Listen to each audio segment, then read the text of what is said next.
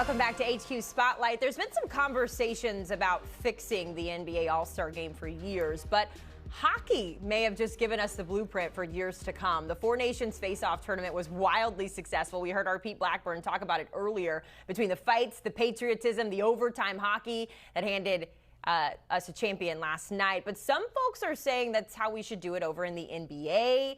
I know someone who was at All-Star Weekend this past weekend. Our Ashley Nicole Moss joins us now. She's a big Rangers fan as well. So, Ashley, we saw a few of your Rangers out there in the Four Nations Face-Off suit up for Team USA. But I want to take your attention back to the Bay because I mentioned it. You were at the All-Star Weekend festivities.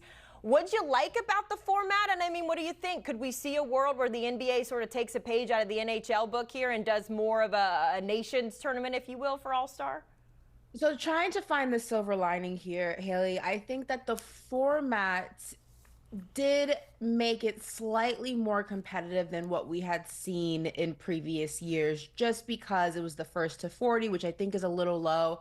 I would raise it. But you saw a bunch of different formulations of teams going against each other in a tournament knockout style type of environment, which by definition usually, or by design, usually makes things more exciting. Now, I just don't know if it was fully thought through. There wasn't enough games being played in terms of totality and minutes. Too many commercials, too many breaks. We all know the breakdown. We all saw the breakdown. We've talked about it. We've talked about it ad nauseum at this point.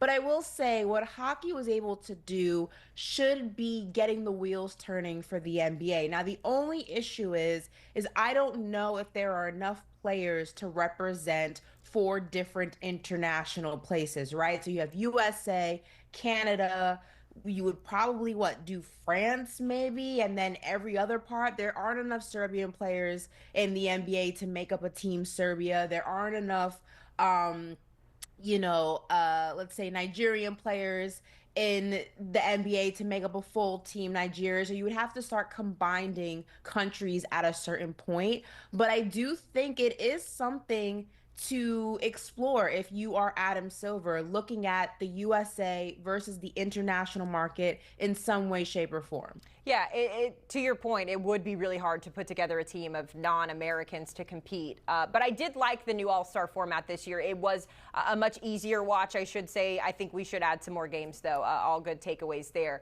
If we turn our attention back to the association, we kind of got a big revelation from the big man Joel Embiid last night. It was another tough game against the Celtics. The 76ers were routed on their home floor, Ash. But the bigger story was Embiid admitting to the struggles there. Just 15 points through 27 minutes after the game. He was maybe a little cryptic about his future. Before we get your thoughts, let's listen in on Joel after the game.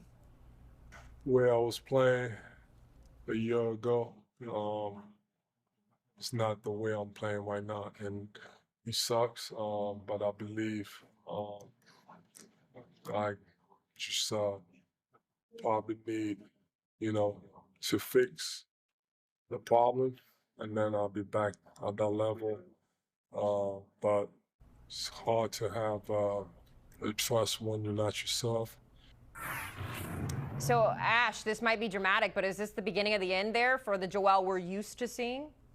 It might be, and that's just what happens when you sustain an injury that just changes the way that you play and is also as nagging as this injury is for Joel Embiid. And we've had conversations about this very thing. Joel Embiid has spoken to the media, has alluded that he may need another surgery and then walked those comments back. But the proof is in the pudding, and that is he is not able to produce even a fraction of the Joel Embiid that we're used to seeing, and that is problematic if you are the 76ers. This team is surrounded by him. He's the nucleus of this team, and Joel Embiid is not at least 75% of the Joel Embiid we're accustomed or we're used to seeing. Then that's problematic for what the 76ers are trying to do, which is to win basketball games. Yeah, he's only suited up for 18 games this season, which is staggering when you hear the number out loud. So certainly something to watch as the offseason gets closer. If we talk about the Spurs, they beat the Suns last night, Ashley, but of course the big news coming out of San Antonio was Victor Wembanyama out for the rest of the season